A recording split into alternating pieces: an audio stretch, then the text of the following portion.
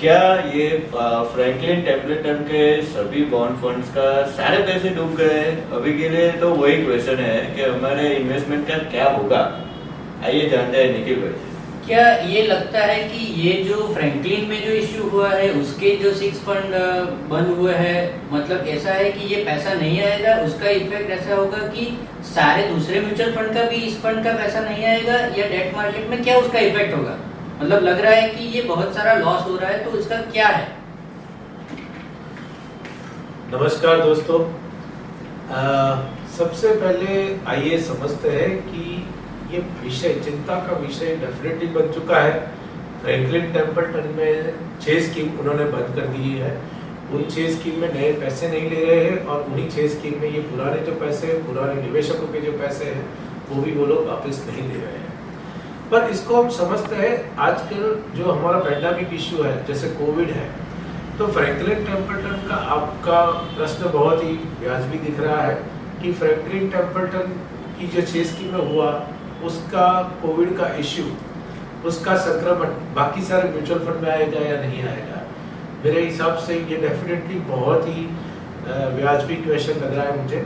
और दूसरी एक चीज कि इसमें जो हुआ है वो डेट फंड में हुआ है। सबसे पहले बहुत जरूरी है ये चीज की स्पष्टता करनी कि ये डेट फंड में हुआ है, ना ही कि इक्विटी इन्वेस्टमेंट हुआ है। तो सबसे पहले डेट फंड क्या होता है?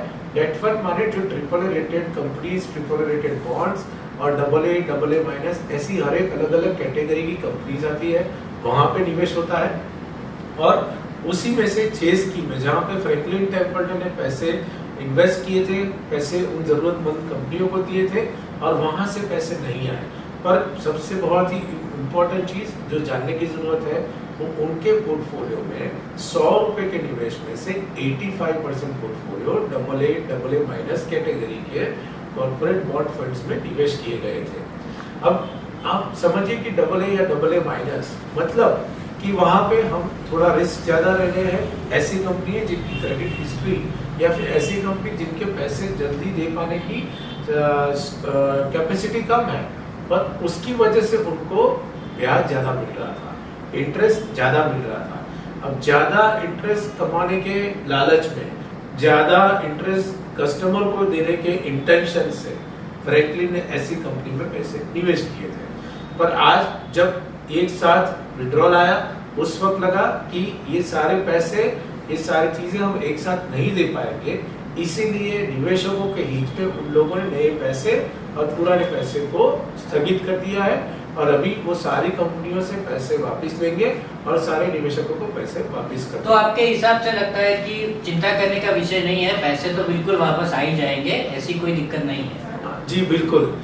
इसमें क्या हुआ है कि देखिए, मैं एक छोटे से उदाहरण से समझाता हूँ कि हम लोग नेशनल हाईवे पे, एक्सप्रेस हाईवे पे गाड़ी चला रहे हैं और गाड़ी में लोग 70, 80, 90 की स्पीड पे चलाते हैं नॉर्मली। बट कोई बंदा है जिसको जल्दी है और वो 140 की स्पीड से गाड़ी चलाता है, और वो 140 की स्पीड से चलाता है तो डेफिनेटली वो जल्दी पहुंचेगा अपने डेस्टिनेशन पे, पर उसमें वो रिस्क ले रहा है, उसमें एक्सीडेंट का रिस्क है। और आज जो फ्रैंकलिन टेम्पल्टन में हुआ है वो एक्सीडेंट हुआ है, ज्यादा इंटरेस्ट कमाने के चक्कर में वहां पे एक एक्सीडेंट हो गया।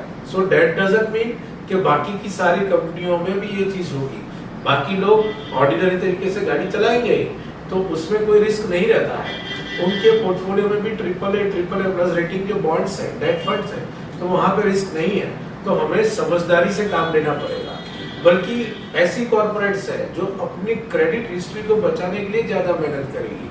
मैं एक सिंपल सा प्रश्न आपसे रखता हूँ कि नॉर्मल इन्वेस्टर या फिर कोई व्यक्ति है, नॉर्मल इन्वेस्टर या फिर कोई व्यक्ति है जिनसे आप चाहते हो कि पैसा, आपकी क्रेडिट हिस्ट्री खराब ना हो, उसके लिए लोग मेहनत करते हैं।